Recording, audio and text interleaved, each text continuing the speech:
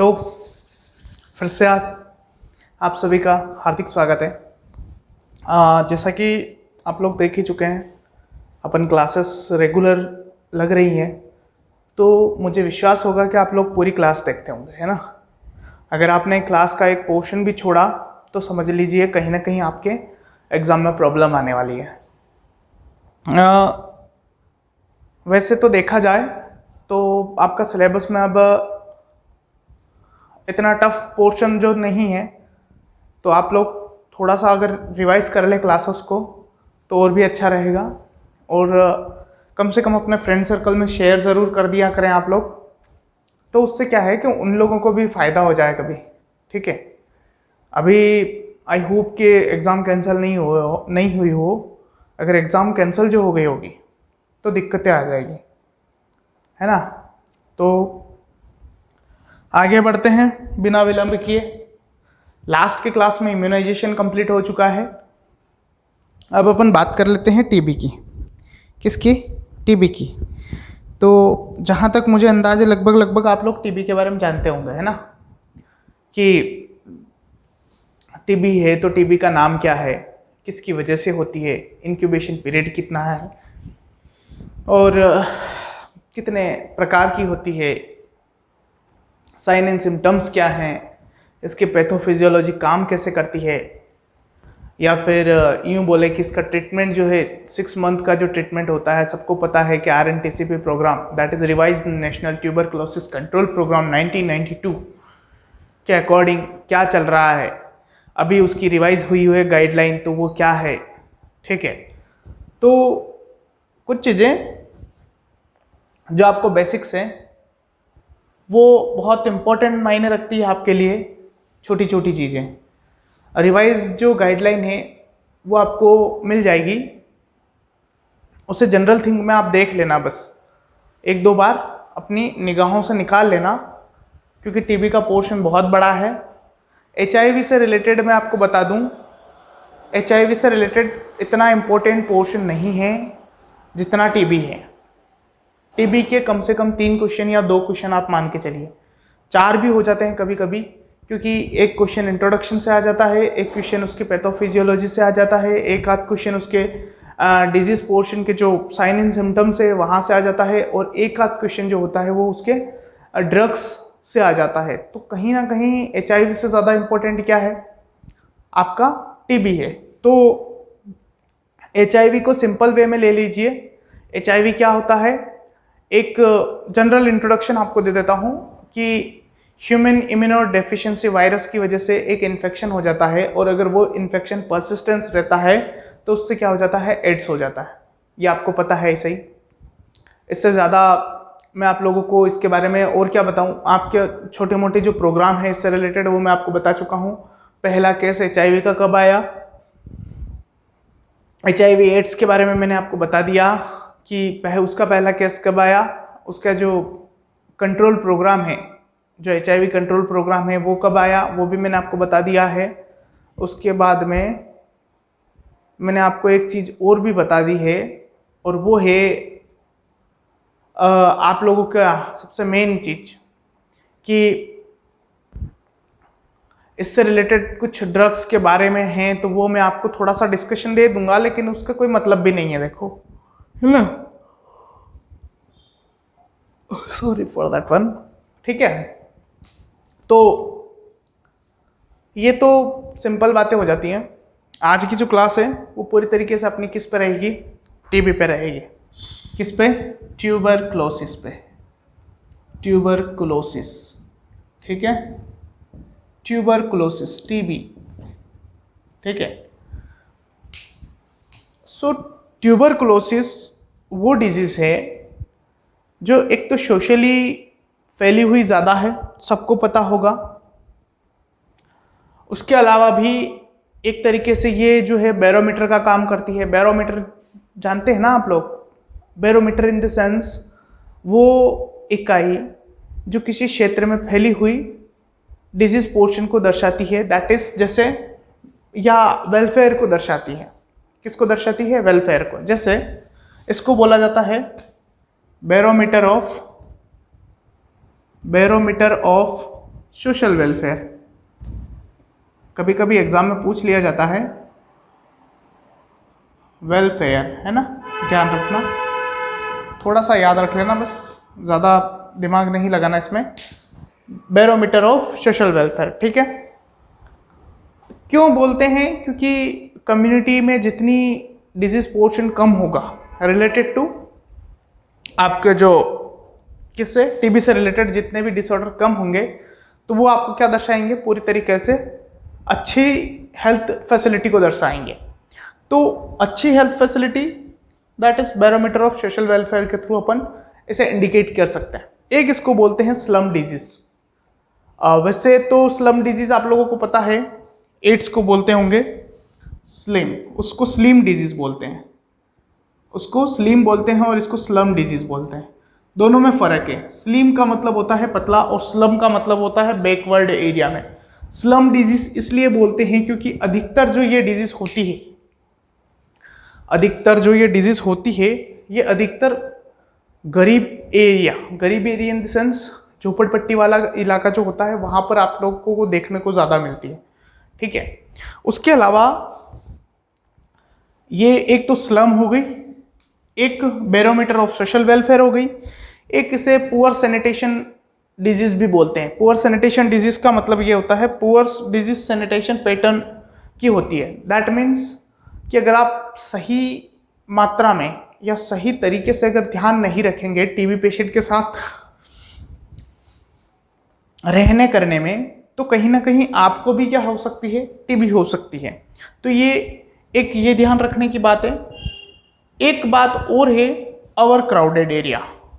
क्या है? Our crowded area in the sense ज़्यादा भीड़ भाड़ वाले इलाके में ज़्यादा होती है। क्या रीज़न हो सकता है? रीज़न तो आप लोगों को समझ में आ गया होगा, लेकिन फिर भी अपन क्या कर लेते हैं, उसको डिस्कस कर लेते हैं। तो देखो, रीज़न ये हो सकता है कि या तो उस इलाके में टीबी के जो बैक्टीरिया हैं वो ज़्यादा मात्रा में है, ये हो सकता है, या फिर ये हो सकता है कि ज़्यादा भीड़ भाड़ वाले इलाके में क्या होता है, गर्मी का माहौल ज़्यादा रहता है। उसी के साथ में जो बैक्टीरिया की जो ट्रांसफॉर्मिंग कैपेसिटी होती है, एक पर्सन से दूसरे पर्सन पे जाना या दूसरे पर्सन से तीसरे पर्सन पे जाना, वो जल्दी हो जाता है। तो उस एरिया में भी आपको ज़्यादा केसेस देखने को मिलते हैं, ठीक है। तो ये इसका एक छोटा सा इंट्रोडक्शन है कि इसे बैरोमीटर ऑफ सोशल वेलफेयर के नाम से भी जाना जाता है, स्लम डिजीज के नाम से भी जाना जाता है, ठीक है। ओवर क्राउडेड एरिया में होती है, और साथ ही साथ अनप्रिवेंटेड और इलिटरेट पीपल, वो तो एक नॉर्मल बात है क्योंकि कोई भी डिजीज हो वो अगर, है ना। उसके अलावा इसे एक नाम और दिया जाता है जिसको बोला जाता है कोच फिनोमिना। क्या बोला जाता है? Coach phenomena. अब कोच फिनोमिना क्यों? क्योंकि जो ट्यूबरकुलोसिस का जो बैक्टीरिया है, माइकोबैक्टीरियम ट्यूबरकुलाई, क्या है? माइकोबैक्टीरियम जो ट्यूबरकुलाई है, कौन सा बैक्टीरिया होता है? माइकोबैक्टीरियम ट्यूबरकुलाई। उसकी जो खोज है वो किसने की थी? रॉबर्ट कोच ने।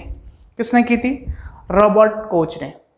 कब की थी? और रॉबर्ट कोच जो है फादर ऑफ बैक्टीरियोलॉजी कहलाते हैं, ये भी ध्यान रखें आप लोग, father of bacteriology, father of bacteriology, that is Robert Koch. क्या नाम लिखोगे? Robert Koch. और इन्होंने जो खोज की थी वो कब की थी? 1822 में। कब की थी? 1822 में। 1822 में नहीं, वो एक अलग है इनका ही, 1882, याद रखें, 1882 है ना। 1882 में उन्होंने कोच फिनोमिना दिया था। उन्होंने कहा था कि इस बैक्टीरिया की वजह से क्या होता है?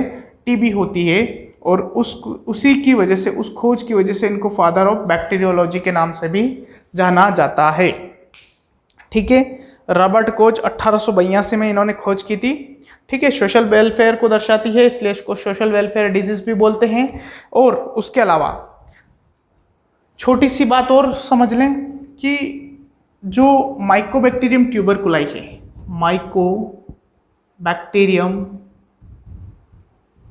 माइकोबैक्टीरियम ट्यूबरकुलाई,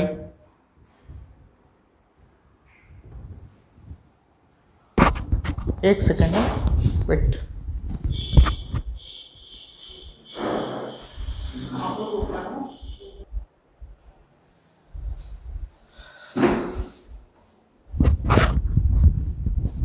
आपके कामों के साथ साथ में थोड़ा सा काम दूसरा भी आ जाता है, तो वो भी देखना पड़ता है। तो इसी वजह से थोड़ा सा लेट हो गए थे आने में। ठीक है, कोई दिक्कत नहीं, आपको तो महसूस नहीं होगा क्योंकि वीडियो कट हो जाता है, लेकिन अगर कोई लाइव क्लास वाला होता है तो बेचारा वो तो परेशान हो जाता है कि 10-15 मिनट कहाँ गए सर। ठीक है, तो ध्यान रखें थोड़ा सा, कोई बात नहीं वैसा, है ना। देखो, इसका जो मैं बोल रहा था कि इसका जो बैक्टीरिया है माइकोबैक्टीरियम ट्यूबरकुलाई, ये जो माइकोबैक्टीरियम ट्यूबरकुलाई है ये क्या करता है, एक एसिड फास्ट बेसिलाई है। क्या है? Acid fast bacilli, acid fast bacilli. That means एक बैक्टीरिया है, ठीक है, एसिड फास्ट बेसिलाई है, मतलब ये क्या है, एसिड कंटेनिंग, इसकी जो सेल वॉल होती है उसमें एसिड प्रेजेंट होता है। क्या प्रेजेंट होता है? एसिड प्रेजेंट होता है। इसी वजह से ये हर किसी स्टेन में अपनी जो क्षमता है वो नहीं दिखाता। एक मात्र स्टेन माइकोबैक्टीरियम ट्यूबरकुलाई के लिए कौन सी स्टेन यूज की जाती है, तो ध्यान रखना ज़ेहेल-नील्स, जेड स्टेन याद रख लो एक तो ये वर्ड याद रख लो। अगर इसका फुल फॉर्म याद रखना है तो जेडन, इसको ऐसे याद रख लेना, जेडन स्टेन, या फिर इसको ऐसे याद रख लो, ज़ेहेल नील्सन स्टेन, है ना, इसको ऐसे याद रख लो भले। तो जेडन स्टेन आप ऐसे सिंपल याद रखना कि ZN stain is used for, that is mycobacterium tuberculosis के लिए, या फिर ग्रोथ ऑफ द माइकोबैक्टीरियम को देखने के लिए आपको कौन सी, दैट इज माइकोबैक्टीरियम ट्यूबरकुलाई के लिए कौन सी, जेडन स्टेनिंग यूज की जाती है। स्टेनिंग का मतलब समझना कि अगर आप, स्टेन का मतलब क्या होता है? स्टेन का मतलब ये होता है कि किसी भी बैक्टीरिया को ग्रोथ कराने के लिए एक स्पेसिफिक इन्वायरमेंट की जरूरत पड़ती है, और उस स्पेसिफिक इन्वायरमेंट को कल्चर या फिर स्टेनिंग बोलते हैं, जिसमें इसको क्या किया जाता है, बार बार दौड़ाया जाता है, और बार बार दौड़ाए जाने के बाद ये पॉजिटिव है, नेगेटिव है, या जो स्टेनिंग है यानी कि कलर जो देता है वो कौन सी स्टेन में देता है, तो ये जो जेडन स्टेन है इसमें देता है। किस में देता है? जेडन स्टेन में, ठीक है। अब देखो ये क्या होता है कि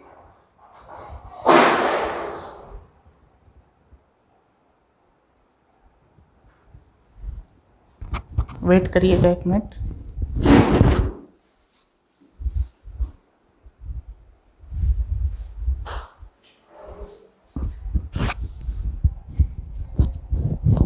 तो जो ये जेडन स्टेनिंग है ये क्या होती है कि उसी के अंतर्गत स्टेन इसके लिए यूज़ की जाती है, ये किसी दूसरे में स्टेन नहीं देती। क्यों नहीं देती? उसके पीछे कारण है। उसके पीछे कारण ये है कि ये जो होती है इसके जो सेल वॉल है उसके ऊपर एक एसिड होता है माइकोलिक एसिड करके। कौन सा? Mycolic acid. ये क्वेश्चन भी एग्जाम में पूछा हुआ है कि माइकोबैक्टीरियम ट्यूबरकुलोसिस जो है वो किसी अदर स्टेन में स्टेन नहीं देता because of due to present of mycolic acid, ठीक है, ये इसका क्वेश्चन था। और एक ये है कि माइकोबैक्टीरियम ट्यूबरकुलाई किस तरह का बैक्टीरिया होता है, तो एसिड फाइस होता है, और एक वर्ड और इसके लिए आता है कि ये ग्राम पॉजिटिव होता है, ठीक है। डिजीज कौन सी कर रहा है? नेगेटिव, लेकिन ये सोच कैसे रखता है? ऑलवेज बी पॉजिटिव, ठीक है। ये कौन से स्टेनिंग में स्टेन होता है? तो ज़ेहेल स्टेनिंग में। और इसकी बाकी स्टेनिंग में स्टेन क्यों नहीं करता? Because of presence of mycolic acid on the cell wall, ठीक है। तो इसकी सेल वॉल पे माइकोलिक एसिड प्रेजेंट होता है जिसकी वजह से ये नहीं देता, ग्राम स्टेनिंग नहीं देता अदर जगह पे, लेकिन ये केवल ज़ेहेल-नील्सन में स्टेनिंग देखता है क्योंकि उसमें हो सकता है कि उसके लिए फेवरेबल इन्वायरमेंट प्रेजेंट हो, इसीलिए वो होता है, ठीक है। अभी अगर अपन बात करें सिंपल मीनिंग में, अपन बात करके अगर ये देखें कि अभी जो एरिया है वहाँ पर कितने पीपल जो लोग हैं वो टीबी से ग्रसित हैं, तो लगभग 1.6 मिलियन आज से 1.5 साल पहले थे। तो आप अभी 1.8-1.9 मिलियन के आसपास इसको मान लीजिए कि इतने लोग अभी क्या है, टीबी से ग्रसित हैं। कितने ग्रसित हैं? 1.6 मिलियन, ठीक है। इन्फेक्टेड भी हो सकते हैं और ग्रसित भी हो सकते हैं, दोनों चीज़ें। उसके बाद में टीबी को एक बार जैसे अभी कोरोना इमरजेंसी घोषित हुआ है ना, वैसे एक बार टीबी भी घोषित हुआ था, ग्लोबल इमरजेंसी घोषित हुआ था टीबी। कब घोषित हुआ था? तो 1983 में। 1983 से रिलेटेड एक बात और याद रखें। क्या? 1983 से रिलेटेड एक बात और इम्पोर्टेंट क्या है कि 1984 में भोपाल गैस त्रासदी हुई थी मिथेल आइसोसाइनाइड की। वो आप लोगों को अच्छे से याद होना चाहिए, ठीक है, वो अपने एमपी से रिलेटेड है तो अच्छे से पता होना चाहिए। तो ग्लोबल इमरजेंसी टीबी की कब घोषित हुई थी? जब भारत वर्ल्ड कप जीती थी। कब जीती थी वर्ल्ड कप? पहली बार कपिल देव की इसमें, तो वो 1983, ठीक है। तो ये रिलेटेड टू छोटा मोटा इसका डिस्कशन है। और अभी जो तारीख निकली है 24 मार्च, ये अभी आने वाली है, इसको अपन वर्ल्ड टीबी डे के रूप में सेलिब्रेट करेंगे। टीबी डे के रूप में सेलिब्रेट करेंगे। तो आप लोगों का काम बनता है कि इसकी थीम निकाल लेना, क्योंकि अभी इस पे जो है बहुत इंपॉर्टेंट क्वेश्चन आ सकता है, क्योंकि रिसेंटली डेज रहेगा पहली बात तो, और दूसरी बात ये रहेगी कि आपके एग्ज़ाम जस्ट 1 महीने बाद रहेगा, है ना। तो हो सकता है कि इसकी थीम पूछी जाए। और 1 अप्रैल आ रहा है वापस, 7 अप्रैल वाला पोर्शन जो आ रहा है, तो वो 7 अप्रैल वर्ल्ड हेल्थ डे, उसकी भी आप लोग निकाल लेना थीम, ठीक है, वर्ल्ड हेल्थ डे की भी, क्योंकि वो भी रिसेंटली डेज रहेगा, तो उसकी भी थीम आप लोग देख लेना। 2 साल की थीम देखनी है, 2021-22, 21-22 दोनों साल की थीम आपको देख लेनी है, तो उससे आपको आइडिया हो जाएगा रिलेटेड टू, ठीक है।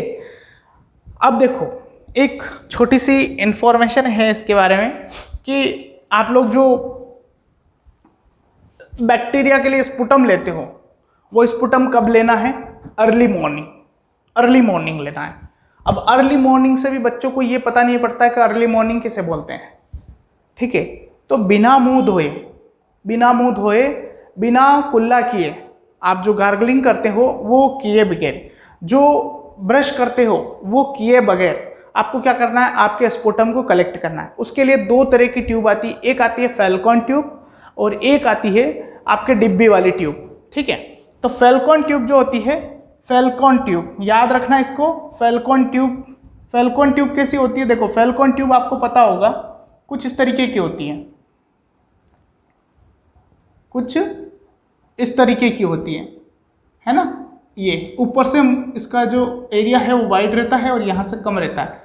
तो ये जो ट्यूब होती है ये फैल्कॉन ट्यूब होती है। इसको क्यों यूज़ किया जाता है? क्योंकि इजी टू स्पूट आउट करने के बाद में इजीली डायरेक्ट इसके अंदर स्पुटम गिर जाए, इसके लिए इस ट्यूब को यूज़ किया जाता है फैल्कॉन ट्यूब के लिए। या फिर एक डिब्बी तो आपको सबने देखी ही होगी, ये वाली जिसके ऊपर ढक्कन लगा रहता है, ये वाली ट्यूब तो सबने देखी होगी, है ना। तो फैल्कॉन ट्यूब के लिए ध्यान रखना है स्पेशली कि फैल्कॉन ट्यूब जो है टीबी के लिए स्पुटम कलेक्शन के लिए ली जाती है। अब देखो, अर्ली मॉर्निंग बोल दिया, स्पुटम कलेक्शन बिना मुंह धोए करना है, ये बात भी आपके दिमाग में बैठ गई। अब अगर आप स्पुटम ले रहे हो तो उसमें बैक्टीरिया जो है वो अलाइव कितने दिन तक रहता है, वो बात इंपॉर्टेंट है। तो देखना, बात करते हैं स्पुटम की कि स्पुटम में कितने दिन तक वो बैक्टीरिया जो है जिंदा रहता है। तो स्पुटम में वो रहता है 24 आवर के लिए। कितने घंटों के लिए? 24 घंटों के लिए वो स्पुटम में जिंदा रहता है। और जो वो बैक्टीरिया है वो आप अगर ड्रॉपलेट, जैसे आपको स्नीज वगैरह किया, आपने छींका वगैरह, तो जो छींकने पर जो छोटे छोटे पानी के जो बूंद निकलते हैं उनको बोलते हैं ड्रॉपलेट। क्या बोलते हैं उनको? 10 mm से भी कम, यानी कि 1 mm के आसपास, अगर 10 mm से कम बोल सकते हो, या 1 mm के आसपास की जो साइज होती है वो क्या कहलाती है? ड्रॉपलेट कहलाती है। अब इस ड्रॉपलेट में जो उस छोटे से पानी के बूंद में जो छींकने के बाद निकलता है, अपन बोलते हैं तो भी अपना वाटर लॉस होता है। आपको पता है कि नहीं इस बात के बारे में? शायद होना चाहिए, ठीक है। तो जो ड्रॉपलेट है, इस ड्रॉपलेट में निकलने के बाद वो जब ड्रॉपलेट में रहता है तो वो कितने दिन के लिए रह सकता है? तो लगभग वो 10 दिन तक जिंदा रहता है। कितने दिन तक? लगभग 10 डेज के लिए। कितने दिन के लिए? 10 डेज के लिए वो जिंदा रहता है in the form of droplet में, ठीक है। यहाँ पर आपको क्लियर हो गया होगा, ये चीज़ भी क्लियर हो गई होगी कौन से ट्यूब यूज़ करते हैं, ठीक है। सो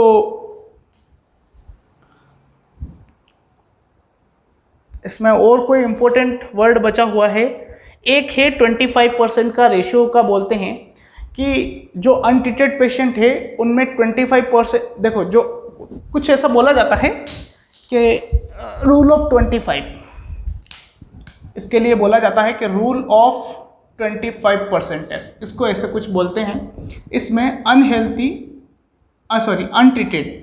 अनट्रीटेड जो 25% पीपल है उनमें से 25% पीपल जो है वो हेल्थी रहते हैं और 25% जो है वो अनहेल्थी रहते हैं। ठीक है, तो ये एक 25% का नियम है। और अनहेल्थी का मतलब आप लोग, ये तो हेल्थी है एक तो, और एक अनहेल्थी होते हैं 25%, वो क्रोनिक डिजीज में कन्वर्ट हो जाते हैं, क्रोनिक डिजीज में। ठीक है, क्रोनिक डिजीज में कन्वर्ट हो जाते हैं। तो ये भी ध्यान रखें कि रूल ऑफ 25 जो है वो क्रोनिक डिजीज के लिए होता है। ठीक है, तो ये भी आपके एक आइडिया हो जाएगा रिलेटेड टू रूल ऑफ 25, जो कि आप किस में यूज करेंगे, टीबी में यूज करेंगे। कितने परसेंटेज पीपल अनट्रीटेड जो हैं, अनट्रीटेड का मतलब जिनका ट्रीटमेंट चल रहा है उनको छोड़ दीजिए, जिनको ये नहीं पता कि मुझे टीबी है, वो उसमें से 25% पीपल जो है हेल्थी होते हैं, मतलब उनको पता नहीं है, उसके बाद भी वो नॉर्मल लाइफ जी रहे हैं। लेकिन जिनको पता नहीं है और 25% उनमें से अनहेल्थी होते हैं जो अनट्रीटेड है, और उनको जो है क्रोनिक डिजीज हो जाती है। क्या हो जाती है, क्रोनिक डिजीज, दैट मीन्स लंबे समय वाली डिजीज हो जाती है, फिर वो MDR में कन्वर्ट हो जाती है। और MDR फिर कन्वर्ट होने के बाद आपको पता है कि उसका ट्रीटमेंट थोड़ा लंबा चलेगा, 9 मंथ से लेकर 12 मंथ तक का, तो वो ध्यान रखना है। ठीक है, अब आपसे कुछ छोटे मोटे क्वेश्चन पूछे जाएंगे कि जो टीबी है उसके लिए मोस्ट कॉमनली जो कौन सा रूट ऐसा है जो क्या करता है, फैलाता है टीबी को। ठीक है, तो वो अपन टीबी डे के लिए ध्यान रखना है। 24 मार्च आ रहा है, स्पेशली आपके दिमाग में रहना चाहिए, और है ना, ध्यान रखना है, क्योंकि अभी थोड़ा सा सरकार ने इसके ऊपर थोड़ा ज़्यादा ध्यान दिया है, तो इसका मतलब है कि इससे क्वेश्चन बनते हैं। ठीक है, और आई होप कि मुझे ऐसा लगता है कि जो नए अभी जो आने वाली एग्ज़ाम है वो शायद कैंसिल हो सकती है due to some of the reason आप लोगों को खुद पता पड़ जाएगा, है ना। अगर कैंसिल नहीं हुई तो कोई दिक्कत नहीं है, आप तो तैयारी प्रेप रखिए अपनी, है ना। कैंसिल तो अभी तक तो नहीं हुई है, लेकिन अगर हो जाएगी तो आपको इन्फॉर्मेशन तो वैसे ही मिल जाएगी। ठीक है, तो वो मैं आपको बता भी दूंगा, कोई प्रॉब्लम वाली भी बात नहीं है, ऐसा कोई इशू नहीं है ना। तो देखो, अब बात कर लेते हैं टीबी की। तो जो टीबी होती है, वैसे तो ये ओरिजिनली 2 प्रकार की होती है। एक होती है पल्मोनरी टीबी, एक कौन सी, पल्मोनरी टीबी, और एक होती है एक्स्ट्रा पल्मोनरी। मैंने आपको कल बोला था कि जो वैक्सीनेशन कर रहे हैं BCG का, जो वैक्सीनेशन कर रहे हैं अपन BCG का, वो किसके प्रति अपने को इम्यूनिटी प्रदान करता है, तो दैट वाज एक्स्ट्रा पल्मोनरी, है ना। एक्स्ट्रा पल्मोनरी के अगेंस्ट में आपको वैक्सीनेशन सपोर्ट नहीं देता। पल्मोनरी के केस में जो आपने BCG का वैक्सीनेशन करवाया है वो आपको सपोर्ट नहीं देता, ये बात अपने दिमाग में बिठाएं। पल्मोनरी टीबी ज़्यादा इन्फेक्शियस होती है, बताओ ज़्यादा इन्फेक्शियस होगी या नहीं होगी? बिल्कुल होगी। क्यों नहीं होगी?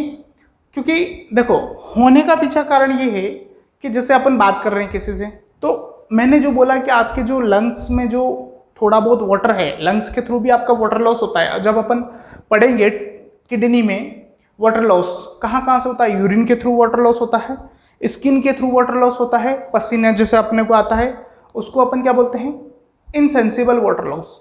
उसमें आपका लंग्स का भी आएगा, लंग्स के थ्रू भी आपका क्या होता है, इनसेंसिबल वाटर लॉस होता है। और वो इनसेंसिबल वाटर लॉस आपकी बातचीत करने पर, आपके द्वारा छींके जाने पर, ऐसे कंडीशन में क्या होता है, ये होता है। तो उस समय जो होता है ड्रॉपलेट बाहर निकलते हैं, और जब ड्रॉपलेट बाहर निकलेंगे तो ड्रॉपलेट में मैंने बताया कि बैक्टीरिया ज़्यादा समय तक जिंदा रहता है, 10 दिन बताए ड्रॉपलेट के लिए। ठीक है, ड्रॉपलेट के लिए 10 दिन बताया है ना। तो बोलो ड्रॉपलेट भी जो है हवा में लगभग 10 दिन तक इधर उधर घूमता फिरा, अगर मान लो, या सॉइल में इधर उधर चला गया ड्रॉपलेट, मान लो अपनों ने छींका और सॉइल में जाके गिर गया, तो सॉइल में भी वो 10 दिन तक जिंदा रहेगा। तो इसी हिसाब से ये जो टीबी है ज़्यादा इन्फेक्शियस है। ये वाली टीबी जो एक्स्ट्रा पल्मोनरी होती है, इस एक्स्ट्रा पल्मोनरी टीबी में आप थोड़ा सा एग्जाम्पल समझो पहले। जैसे एक्स्ट्रा पल्मोनरी टीबी में बोले तो स्पाइन टीबी, किसकी TB? Spine TB. Spine TB का मतलब आप इसको एक नाम से और जाना जाता है, पोर्ट्स स्पाइन। क्या नाम है? Ports spine. तो ये जो टीबी है पोर्ट्स स्पाइन वाली, ये टीबी क्या है? स्पाइन की टीबी है। अब स्पाइन की टीबी हो गई अगर, तो बताओ छींकने से फैलेगी क्या? नहीं फैलेगी, क्योंकि अदर देन लंग्स है वो, यानी कि लंग्स से बाहर है, तो छींकने बोलने पे तो वो फैलने से रहे। और मोस्ट कॉमन जो फॉर्म होता है टीबी का, वो कौन सा होता है? कौन सा होता है? लगभग मेन तो ये तो रेयर चांस में होता है, ये लगभग 70 से 80% टीबी जो होती है वो आपकी कौन सी होती है? पल्मोनरी टीबी होती है। और एक्स्ट्रा पल्मोनरी टीबी आपकी बहुत रेयर चांस में होती है। तो इसी बीसीजी के वैक्सीन के पीछे जो अपन लगाते हैं, तो इसको प्रिवेंट करने के लिए। अब बताओ, जिसके प्रति अपनों ने वैक्सीनेशन करवा लिया वो ज़्यादा होगी क्या? कभी नहीं होगी। तो इसका मतलब बीसीजी के कारण अपने को ये टीबी तो कम होती है, लेकिन बीसीजी इस पे वैक्सीन काम नहीं करती, इस पे काम नहीं करती, इसलिए ये क्या है, कम्युनिटी में ज़्यादा देखने को मिलती है। समझ गए? इसके पीछे कारण समझ गए कि ये ज़्यादा क्यों होती है। ठीक है, तो ये आप लोगों के दिमाग में होना चाहिए। उसके बाद जैसे पल्मोनरी टीबी हो गई, इसमें कोई मोस्ट कॉमन नहीं होगा, लेकिन इसमें तो स्पाइन की हो सकती है, इंटेस्टाइनल हो सकती है ना, इंटेस्टाइनल हो सकती है, ब्लैडर हो सकती है। तो ऐसी बहुत सारी टीबी हो सकती हैं, ऐसी बहुत सारी टीबी हो सकती है जो कि क्या हो, एक्स्ट्रा पल्मोनरी में हो। अब मुझे ये बताओ, इन दोनों में मोस्ट इन्फेक्शियस कौन सी है? तो आपका जवाब क्या रहेगा कि सर पल्मोनरी टीबी। लेकिन अगर मैं यही आपसे पूछ लूं कि मोस्ट सीरियस और मोस्ट रिस्की टीबी कौन सी है, तो कौन सी है? Extra pulmonary TB.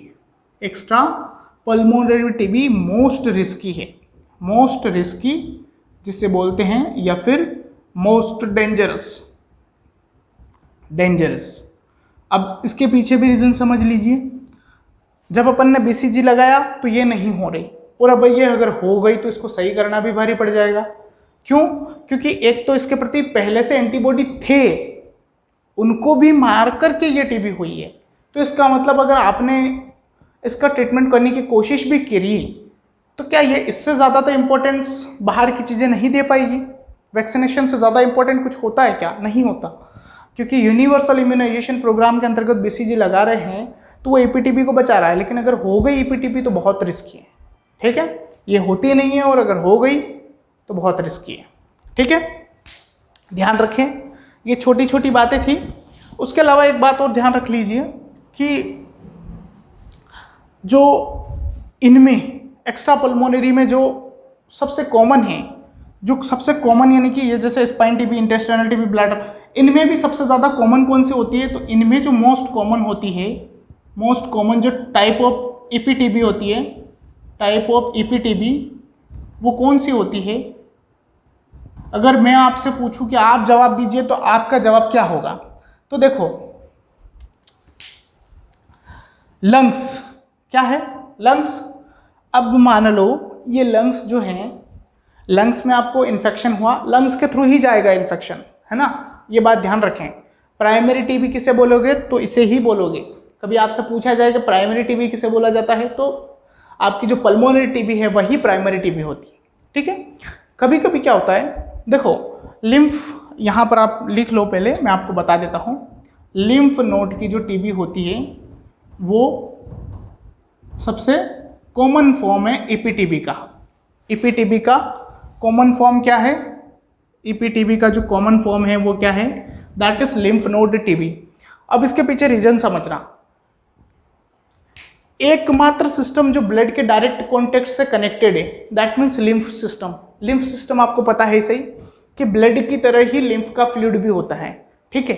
तो उसी रीजन की वजह से कहीं ना कहीं टीबी का जो बैक्टीरिया है सिस्टेमिक सर्कुलेशन के थ्रू लिम्फ नोड पे जल्दी पहुंच जाता है, ठीक है। बाकी जगह पहुंचेगा तो वो क्या कर देगा, डायरेक्ट किल कर दिया जाता है। लेकिन यहाँ पर जो लिम्फ नोड है, इसे पुलिस गार्ड बोला जाता है लिम्फ नोड को, है ना।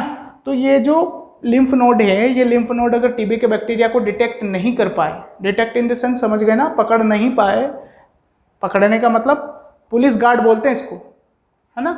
तो अगर ये नहीं पकड़ पाए तो क्या हो जाएगा, लिम्फ नोड की टीबी डेवलप हो जाएगी। और जब लिम्फ नोड की टीबी डेवलप होगी तो ये मोस्ट कॉमन फॉर्म है ईपीटीबी का, क्योंकि ब्लड कहीं ना कहीं यहाँ पर ब्लड नहीं आता जाता, लेकिन उसका जो वेस्ट प्रोडक्ट है वो लिम्फ नोड के थ्रू ही पहुँचता है हार्ट तक। तो उसकी वजह से रीज़न ये है कि मोस्ट कॉमन फॉर्म जो है टीबी का, सिस्टेमिक सर्कुलेशन की कोई भी डिजीज अगर होगी और अगर उसका मोस्ट कॉमन जो रेफरल एरिया पूछा जाएगा कि वहाँ सबसे ज़्यादा कहाँ पर होता है, तो लिम्फ नोड ही आएगा। ये ध्यान रखें, क्यों, क्योंकि लिम्फ नोड डायरेक्टली और इनडायरेक्टली कनेक्टेड है विद द सिस्टेमिक सर्कुलेशन से, समझ गए। आप लोग बोल रहे होंगे सर इंटेस्टाइन डायरेक्ट, इंटेस्टाइन नहीं है डायरेक्ट, आपको ब्लड, लीवर, ठीक है, उसके बाद आपका स्प्लीन, सब चीज़ें हैं। ब्लैडर की टीबी के लिए मैंने आपको बोला था कि बीसीजी का वैक्सीन लगाते हैं क्योंकि ईपीटीबी का कॉमन फॉर्म है, रिस्क ये छोटे मोटे कॉमन फॉर्म है ना। तो मोस्ट कॉमन कौन सा है, लिम्फ नोड टीबी, तो ये ध्यान रह जाएगा आपको। और तो बहुत सारी साइट हो सकती है, फेलोपियन ट्यूब हो सकती है, ऐसे तो साइटें तो बहुत है। अगर आपसे पूछा जाएगा मोस्ट फटल कौन सी, फटल मतलब मोस्ट, देखो आप लिख लो, मोस्ट फटल कौन सी, मोस्ट फटल, फटल का मतलब होता है कि बहुत खतरनाक वाली ईपीटीबी कौन सी, ईपीटीबी कौन सी, तो ब्रेन वाली, क्या बोलोगे, ब्रेन वाली, है ना, क्या बोलोगे, ब्रेन वाली। और अगर आप स्पाइनल कोड्स की बात करते हो तो पोर्ट्स स्पाइन नहीं आएगा, पोर्टर सिंड्रोम आएगा, ठीक है, पोर्टर सिंड्रोम आएगा, पोर्ट्स स्पाइन नहीं आएगा, पोर्टर सिंड्रोम, स्पाइन टीबी को पोर्ट्स, है ना। और अगर फीमेल की बात करें, क्या फीमेल में कॉमन कौन सी चीज जगह होगी, तो फीमेल में जो आपकी जो फेलोपियन ट्यूब होती है, जो फेलोपियन ट्यूब है, फेलोपियन ट्यूब वहाँ पर ज़्यादा होती है फीमेल में, ठीक है, वो तो कॉमन है, लेकिन ये तो है ही सही, ठीक है, इसे भी ध्यान रखें। तो ये छोटा कुछ इसका टाइप क्लासिफिकेशन बोल सकते हो। पल्मोनरी टीबी मोस्ट इन्फेक्शियस होती है और एक्स्ट्रा पल्मोनरी मोस्ट सीरियस होती है। ये बातें आपको समझ में आनी चाहिए, ठीक है। अब चलते हैं इससे आगे। देखो, इससे आगे जो बात करते हैं वो बातें आती है छोटी छोटी बातें। छोटी छोटी बातें का मतलब क्या, कि अपन पैथोफिजियोलॉजी को समझते हैं कि कैसे टीबी आपके अंदर डेवलप होती है। तो सिंपल बात करें, काई के थ्रू जाएगा, ड्रॉपलेट के थ्रू, या फिर डायरेक्ट जो बैक्टीरिया है वो ट्रांसफ़र हो जाएगा आपके अंदर। जब आपके अंदर ट्रांसफ़र होगा तो बताओ कहाँ जाएगा, सबसे पहले लंग्स में जाएगा। लंग्स में जाने के बाद क्या करेगा, वो वहाँ जाके इकट्ठा होगा। इकट्ठा होने के बाद क्या करेगा, अपनी कॉलोनी बनाएगा। कॉलोनी बनाने के बाद में क्या करेगा, अंदर से सड़ना स्टार्ट होगा। और जब अंदर से सड़ता हुआ बाहर की तरफ आएगा तो जो अंदर से सड़ा है उसको बोलते हैं गोहन कॉम्प्लेक्स। क्या बोलते हैं, गोहन कॉम्प्लेक्स। ये क्वेश्चन एग्जाम में पूछा हुआ है कि गोहन कॉम्प्लेक्स किस में बनते हैं, तो टीबी में बनते हैं, ठीक है। उसके बाद जो लिम्फ नोड, मतलब जो अंदर का जो एरिया है वो वहाँ से फूटने के बाद वो क्या करेगा, लिम्फ नोड तक पहुँचेगा। और जब लिम्फ नोड में जाकर वो एक जगह इकट्ठा हो जाता है उसे बोलते हैं गोहन कॉम्प्लेक्स, ठीक है, ध्यान रखें इसको। उसके बाद में ये छोटा सा तरीका बता रहा हूँ अभी तो, ठीक है। और गोहन कॉम्प्लेक्स जो होता है वो एक छोटी सी संरचना बनाता है, छोटी सी संरचना जिसे बोलते हैं कि एक गुच्छा बना लेता है, ऐसे गुच्छा बना लेता है।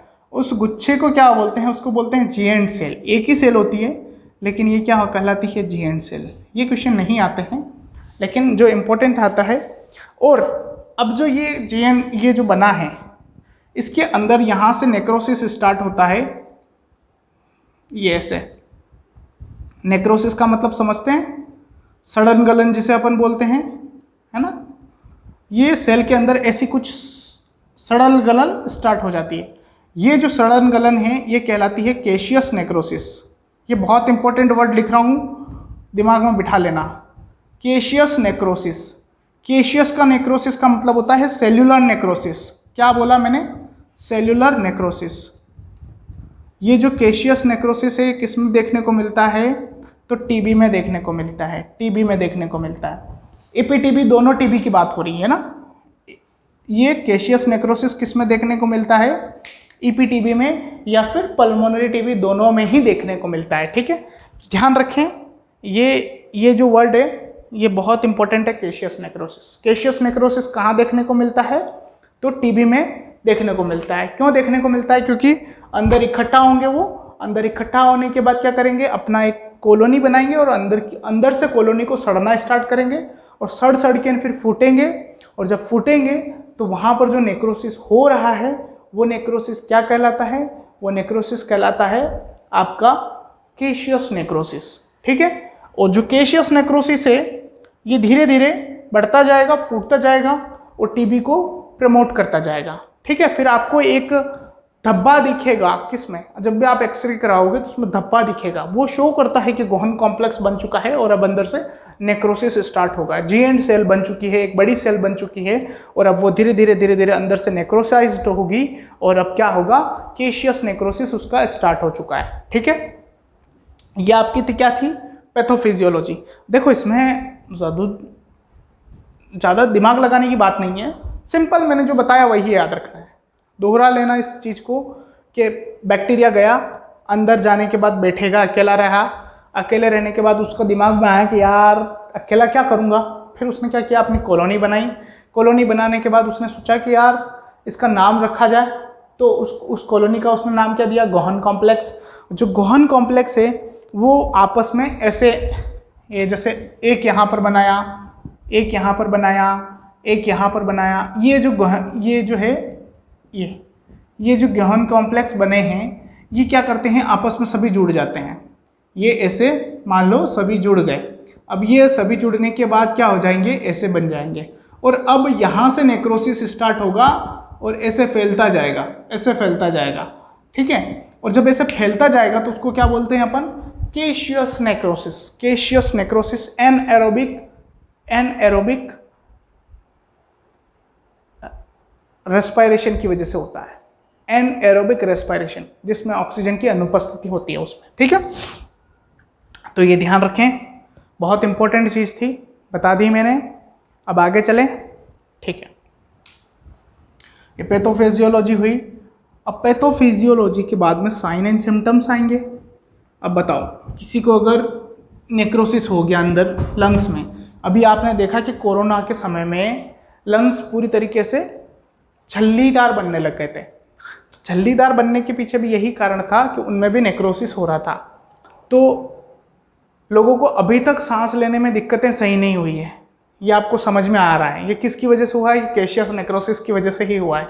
ठीक है, तो वो नेक्रोसिस हुआ तो बताओ उस आदमी को, एक तो उसमें पस बन रहा है, अंदर पस बन रहा है, तो बोलो उसको खकार आएगा? खकार तो आएगा। और साथ ही साथ अपने यहाँ पर एक जो प्रोटेक्टिव मैकेनिज्म, कफिंग जिसे अपन बोलते हैं, कफ सेंटर, क्या बोलते हैं? Cough centre. अब आपको ये दो क्वेश्चन यहाँ से एक और चीज़ बन जाती है। कफ सेंटर जो है कहाँ पर प्रेजेंट होता है? ब्रेन में। ब्रेन में कहाँ पर प्रेजेंट होता है? ब्रेन। क्यों? क्योंकि कोई भी चीज़ अपने हाथ में नहीं है, अपने दिमाग के ही हाथ में। अपन खांसते हैं तो यहाँ से स्टिमुलाई जाता है कि भैया मुझे कुछ इरिटेट हो रहा है, मेरे को खांसना है, तभी दिमाग बोलता है कि हाँ ठीक है तू खांस ले। तो ये जो सेंटर होता है ये ब्रेन में कहाँ होता है? तो मेड्यूला ऑब्लोंगेटा में। कहाँ पर होता है? मेड्यूला ऑब्लोंगेटा में। कफ सेंटर है ना, ठीक है, मेडुला ऑब्लोंगेटा में। अब बात करते हैं ये जो मेडुला ऑब्लोंगेटा में जो कफ सेंटर है, आपका जो कफ सेंटर पोन्स भी, ठीक है, इसको कंफर्म कर लेंगे। मेडुला ऑब्लोंगेटा और पोन्स याद रख लेना आप लोग, स्पेशली मुझे जहाँ तक, हाँ ठीक है ना।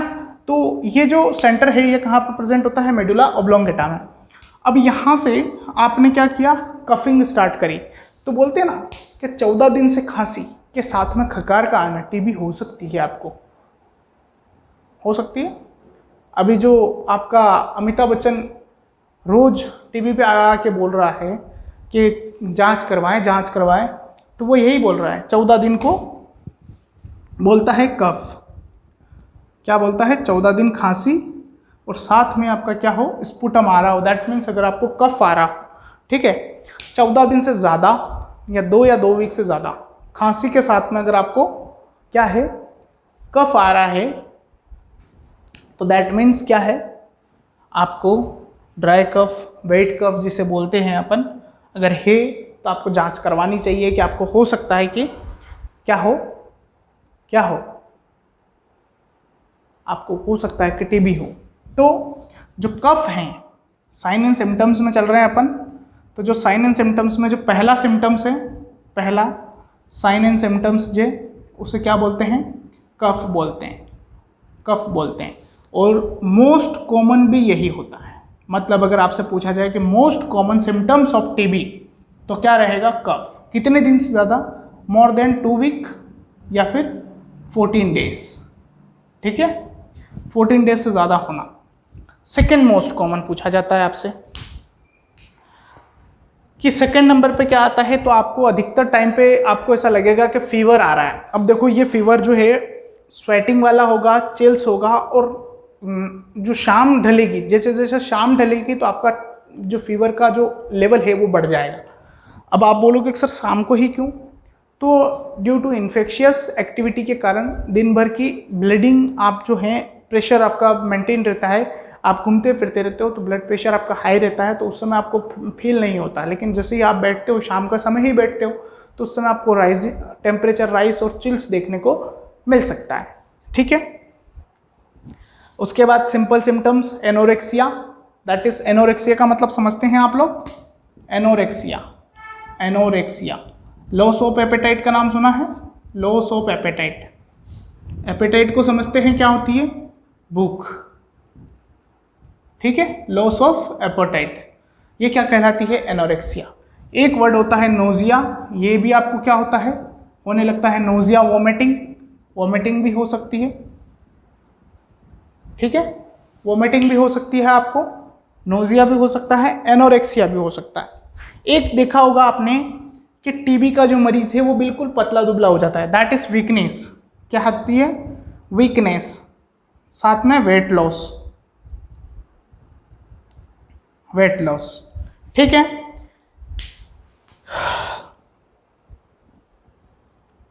उसके बाद जो आप लोग बोलते हो ना कि जैसे कफ आ रहा है सर, तो अभी आप लोगों ने देखा होगा कि जैसे कोरोना हुआ तो लोगों को सांस लेने में भी प्रॉब्लम होने लगी। तो क्या सांस लेने में जो प्रॉब्लम थी वो शुरुआती समय में होने लगी थी, कोरोना जस्ट होते ही होने लगी थी? नहीं ना, बाद में हुई थी। तो वैसे ही जब टीबी का लेट सिम्टम्स पूछा जाता है, लेट साइन एंड सिम्टम्स पूछा जाता है, तो आपको क्या बोलना है, difficulty in the breathing, difficulty in the breathing, अगर लेट पूछा जाए तो। और अगर लेट नहीं पूछा जाए तो कोई दिक्कत ही नहीं है। फर्स्ट साइन एंड सिम्टम्स पूछे तो, मोस्ट कॉमन पूछे तो कफ आएगा, ठीक है, दोनों ही क्या आएगा। उसके बाद में बताओ इन्फेक्शन कहाँ पर है, लंग्स में, पेन होगा कि नहीं होगा, पेन होगा। कौन सा पेन होगा, डल प्लूराइटिक पेन होता है। अब डल प्लूराइटिक पेन का मतलब होता है, डल प्लूराइटिक पेन, पेन तो हो रहा है, ये बात तो आप ध्यान रखें। अब डल कैसा होता है, देखो डल का मतलब ये होता है कि किसी, ध्यान रखना, जहाँ पर भी कभी आपको देखने को मिले, हॉस्पिटल में आप जाते हैं तो किसी पेशेंट को अगर एडिमा हो रहा हो तो वहाँ पर आप टेप करना, जैसा आपको आवाज़ आएगी ना टेप करने पर, जैसे गुब्बारा लेना उसमें पानी भर के उसको ऐसे बजाना, आपको जब टेप करोगे, आप परकशन करोगे तो आपको उसके डल साउंड सुनाई देगी। डल का मतलब बैठी बैठी आवाज़, जब अपन बोलते हैं ना कि आवाज़ बैठ गई, वही आवाज़ बैठना क्या कहलाता है, डल साउंड कहलाता है, ठीक है। तो डल प्लूराइटिक पेन, डल प्लूराइटिक इसलिए क्योंकि अंदर कैशियस नेक्रोसिस हो रहा है, तो पस बनेगा और उसकी वजह से जो साउंड आएगा वो कैसा होएगा, डल, ये उसके साउंड को बता रहा है, प्लूराइटिक पस के बता रहा है, और पेन, पेन है ही सही, ठीक है। तो वो कैशियस नेक्रोसिस के बाद में ये किस वजह से हो रहा है, तो आप लोगों को पता है कि पेरेन्काइमल, पेरेन्काइमल एक सेकेंड रुकिए, इशू की वजह से।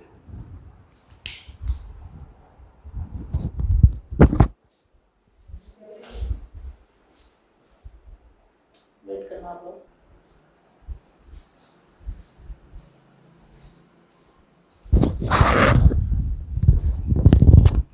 ठीक है, तो ये तो आपने देख ही लिया है जो चीज़ें थी। पेरेन्काइमल इशू भी था। पेरेन्काइमल इशू का मतलब ये होता है कि इन्फ्लामेशन जो हुआ है पेरेन्काइमा का, यानी कि जो केशियस नेक्रोसिस हुआ है, उसकी वजह से इसको क्या हो रहा है, पेन हो रहा है। ठीक है, ये तो बात समझ में आनी चाहिए क्योंकि सिंपल है और इसमें कोई इतना वो भारी काम भी नहीं है। तो ये आपके sign and symptoms, I hope आप लोगों को सही तरीके से समझ में आए होंगे। ठीक है,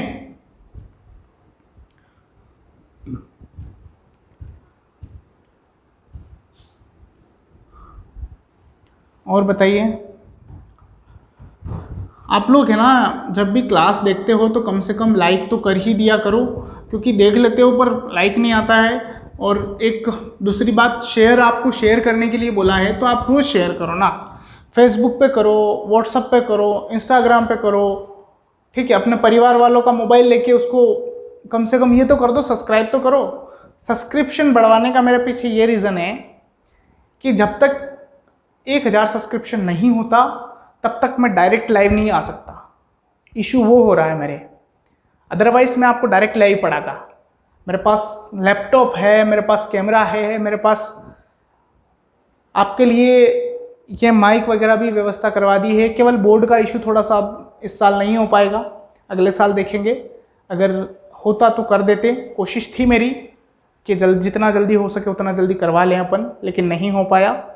उसके लिए ठीक है, कोई दिक्कत नहीं। और आप लोगों के लिए एक खुशखबरी और मैं दे रहा हूँ कि जो लोग इंटरेस्टेड हैं, स्पेशली जिनकी बात कर रहा हूँ, MPCHO की बात कर रहा हूँ, जो भी लोग क्लास देख रहे हैं, आप लोग ये समझ लें कि आपकी साइकेट्रिक की क्लास राहुल सर एक और हैं, राहुल वर्मा सर, और पीडियाट्रिक, वो दोनों वो सर डिस्कस करेंगे और वो आपकी एग्ज़ाम से पहले ख़त्म करवा देंगे। तो पीडियाट्रिक प्लस साइकेट्रिक आपकी कौन डिस्कस करेगा? राहुल वर्मा सर। ठीक है, उनको मैं बोल दूंगा, वो आपको 5 या 10 दिन में आपकी कंप्लीट करवा देंगे। ठीक है, OBG इसके बाद जस्ट अपन स्टार्ट करेंगे। और MSN मैं आपके लिए इसलिए रख रहा हूँ क्योंकि MSN मैं अच्छे से नहीं, उसके लिए क्वेश्चन प्रिपेयर कर रहा हूँ। तो जो क्वेश्चन आपके एग्ज़ाम लायक हैं उन्हीं को अपन पढ़ेंगे। और कैसे पढ़ेंगे वो आप लोगों के सामने जब क्लास होगी तो आपको खुद खबर पड़ जाएगी कि कैसे पढ़ेंगे। ठीक है, तो ये यहाँ तक का एक इम्पोर्टेंट रोल मैंने बता दिया। अब अपन आगे चलते हैं, डायग्नोसिस की बात करते हैं। किसकी बात करते हैं? डायग्नोसिस की। So what is the meaning of diagnosis? Diagnosis का क्या मतलब? देखो, डायग्नोसिस का मतलब ये कि टीबी का पता लगाना। और टीबी का पता लगाने के लिए आपको क्या ज़रूरत होती है? सैंपल की ज़रूरत होती है। और सैंपल मैं आपको थोड़ा बहुत तो जानकारी दे ही चुका हूँ, लेकिन फिर भी इम्पोर्टेंट है, तो एक बार छोटा सा डिस्कशन अपने को कैसे डायग्नोस करते हैं वो तो सीखना पड़ेगा। कम से कम वो तो सीख ले अपन, बाकी चीज़ें नहीं सीखे तो ये तो समझ में आ जाए अपने को कि भैया अपन कैसे डायग्नोस करेंगे। तो डायग्नोस करना भी अपने को सीखना पड़ेगा। ठीक है, तो डायग्नोसिस में देखो, क्वेश्चन पूछा जाता है कि मोस्ट कन्फर्मेटिव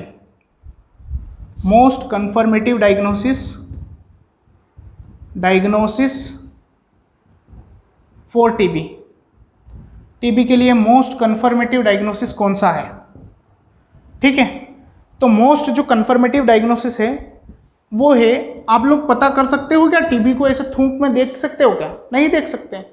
एक्सरे में देख सकते हो क्या? नहीं देख सकते। एक्सरे में आपको केवल वो कॉम्प्लेक्सेस दिख जाएंगे, तो वो कॉम्प्लेक्स आपको न्यूमोनिया में भी देखने को मिल सकते हैं, क्योंकि न्यूमोनिया भी एक तरीके का इन्फेक्शन है। तो न्यूमोनिया और टीबी को अलग करने के लिए अपने को कुछ तो करना पड़ेगा।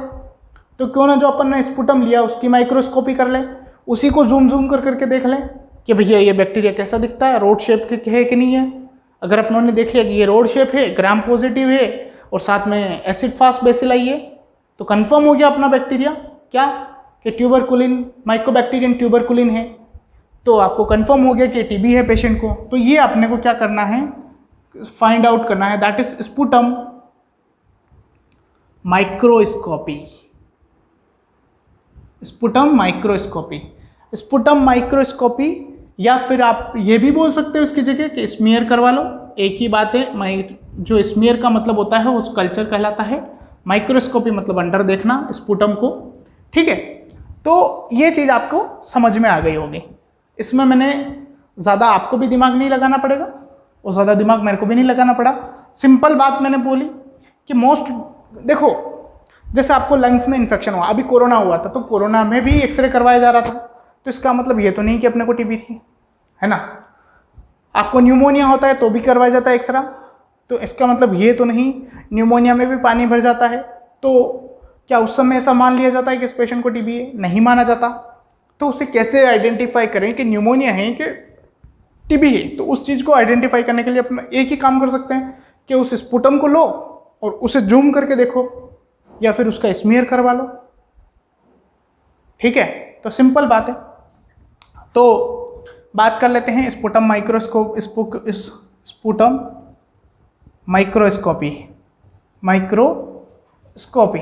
तो स्पुटम माइक्रोस्कोपी जो है, इसके लिए आपको सैंपल लेना है। क्या सैंपल लेना है? स्पुटम का सैंपल लेना है। किसका लेना है? स्पुटम का मतलब समझते हो, अपनी भाषा में बोले तो थूक, ठीक है। थूक लेना है। कब लेना है? अर्ली मॉर्निंग का। कौन से ट्यूब में लेना है? फैल्कॉन ट्यूब में। फैल्कॉन ट्यूब क्यों यूज़ कर रहे हैं? उसका ऊपर का मुंह चौड़ा होता है तो थूकने में आसानी होती है, ठीक है। ये बात ध्यान रखें कि आप अगर सैंपल ले रहे हो तो सैंपल लेने से पहले आप लोगों को ये ध्यान रखना है कि आपको मुंह जो वॉश नहीं करना है, किसी भी केमिकल का यूज नहीं करना है माउथ वॉश के रूप में, अदरवाइज वो सैंपल नेगेटिव जा सकता है। कोरोना में नेगेटिव रिपोर्ट लाने के लिए काम आएगा, समझ गए? समझ रहे हो ना? माउथ वॉश किससे करके जाओ? केमिकल कंटेनिंग प्रोडक्ट से। तो क्या काम आ जाएगा? बिल्कुल काम आ जाएगा, और ये 100% काम करेगा, ये मेरी गारंटी है, ठीक है। आप करके देखना ट्राई, ठीक है। तो इसका थूक कितना लेना है वो भी देख लीजिए, 2 ml लेना है। वैसे बोला जाता है कभी कभी कि तो 2 sample is important, but 2 sample की ज़रूरत नहीं है ना। आजकल सिंपल स्पुटम कलेक्शन ही काफ़ी है, ठीक है। तो ये आपके लिए छोटे सा, और रख दो, हाँ रख दो, ठीक, हाँ ठीक। तो ये जो है आप लोग कितना अमाउंट ले लिया? अरे ये यार एक तो डिस्टर्बेंस है ना, सारा कुछ भुला देता है कि क्या है क्या नहीं है। By the way let's forget it, है ना। तो 2 ml हो गया। अब अपन आगे बात कर रहे थे स्पुटम माइक्रोस्कोपी की। सिंपल बात आ रही थी, हाँ, जिसे आपने सैंपल को कलेक्ट कर लिया, कलेक्ट करने के बाद आपको कहाँ रखना है? तो एक क्लोज रूम में रखना है। क्लोज रूम जहाँ पर लाइट वगैरह नहीं हो, बिकॉज ऑफ लाइट एक्सपोजर और एयर एक्सपोजर में क्या होता है, ये जल्दी खराब हो जाता है स्पुटम, इसलिए इसको नहीं रखना है। एक होता है, अब ये जो थूक है, मान लो अगर इसको आपने स्पुटम कलेक्ट कर लिया, अब इसको कहीं ना कहीं फेंकना तो होगा। तो क्या टीबी का मरीज है या नहीं है, ये रिपोर्ट तो कल आएगी, लेकिन डिब्बी आपके पास अभी पड़ी है, उस डिब्बी को आप लोग को फेंकना है। तो क्या ऐसे ही हर कहीं फेंक दोगे? नहीं फेंकना है, क्योंकि हो सकता है कि पेशेंट टीबी हो, नहीं होगा तो कोई दिक्कत नहीं, बाकी हो सकता है कि टीबी हो तो फिर क्या दिक्कत आएगी? फिर ये दिक्कत आएगी किसी और को फैल जाएगा। तो किसी और को फैलने के लिए 2 चीज़ें हो सकती है। अगर आपने कम्युनिटी लेवल पे, आपकी पोस्टिंग कहाँ पर होगी? कम्युनिटी लेवल पे। अगर आपने कम्युनिटी लेवल पे सैंपल कलेक्शन किया है, तो इसको आपको चेक करने के बाद में आफ्टर चेक इसे कहाँ आप डालोगे? तो इसको डिगिंग करना है। क्या कहलाना है? डिगिंग। डिगिंग का मतलब समझते हैं आप, गाड़ देना है, मुर्दा को गाड़ते हैं ना, वैसे गाड़ देना है। तो ये कम्युनिटी लेवल पे इसका क्या है, निष्कासन। निष्कासन का मतलब खत्म करना है उसे, क्योंकि आपने डिब्बे में कलेक्ट कर लिया, उसकी जांच कर ली, उसकी रिपोर्ट तो कल पता पड़ेगी। तो आज के लिए उसको क्या करना है, बचा के रखना है नहीं, ठीक है। तो बचा के नहीं रखना है तो उसको क्या करना है, उसको डिस्पोजेबल करना है। और जब डिस्पोज करेंगे तो कहाँ करना है, तो कम्युनिटी लेवल पे तो क्या करना है, उसको डिगिंग करनी है। लेकिन अगर हॉस्पिटल में है, हॉस्पिटल लेवल पे है, तो क्या करोगे, तो वहाँ पर आपको क्या करना है, इंसिनरेशन। इंसिनरेशन, इंसिनरेशन का मतलब है जला देना। वहाँ पर आपको क्या करना है, जला देना है। हॉस्पिटल लेवल पे आपको जला देना है, ठीक है, समझ गए। ये दो बातें ध्यान रखें। उसके बाद अब अपन जो माइक्रोस्कोप है उसमें क्या देखेंगे, उसकी थोड़ी सी फाइंडिंग देख लें कि कितने फाइंडिंग है तो क्या रहेगा, कितनी फाइंडिंग है, वो इम्पोर्टेंट नहीं है, बस आप लोगों को देखने के हिसाब से बता रहा हूँ कि क्या है, किसे अपन पॉजिटिव बोलेंगे, किसे नेगेटिव बोलेंगे, ठीक है। आप जैसे अपन स्पुटम माइक्रोस्कोपी कर रहे हैं तो इसमें कुछ तो देखेंगे, स्लाइड रखेंगे, 10x10 की एक स्लाइड रखेंगे, बड़ी चौकोट, उसके ऊपर थूक डाला हुआ है, उसमें अपन देख रहे हैं। अब उस स्लाइड के ऊपर अपन देखते हैं तो उसमें लाइनें लाइनें होती है, बहुत सारी लाइनें। उन लाइनों में क्या बोलते हैं, उन लाइनों को, वो भी अपन आगे देखने वाले, ठीक है।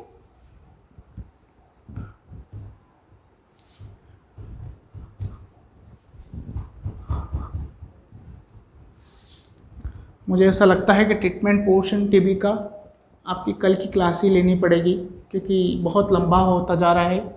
वैसे तो ट्रीटमेंट इसी के जस्ट बाद में ही आ जाएगा, लेकिन फिर भी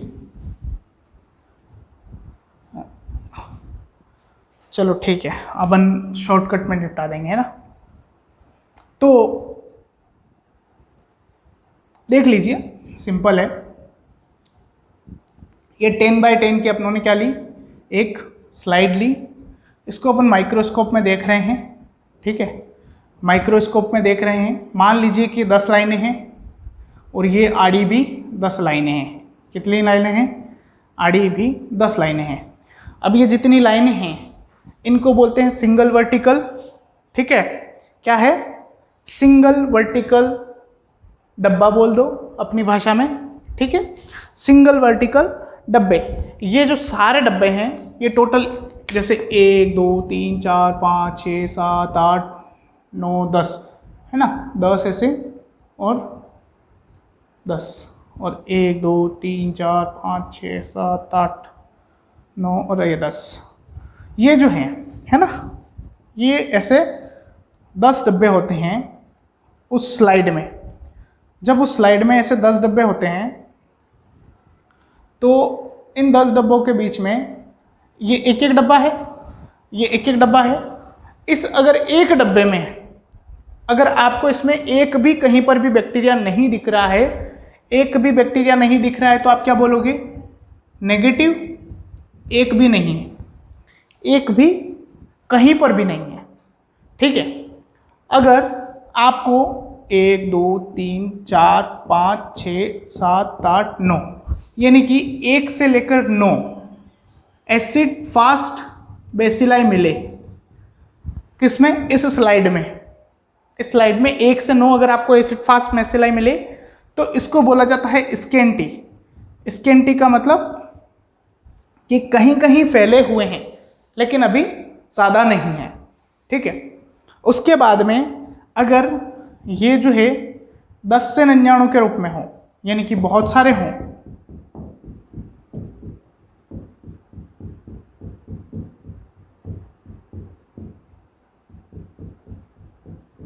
ऐसे 10 से 99 के बीच में हो तो उसे बोलते हैं +1 कैटेगरी।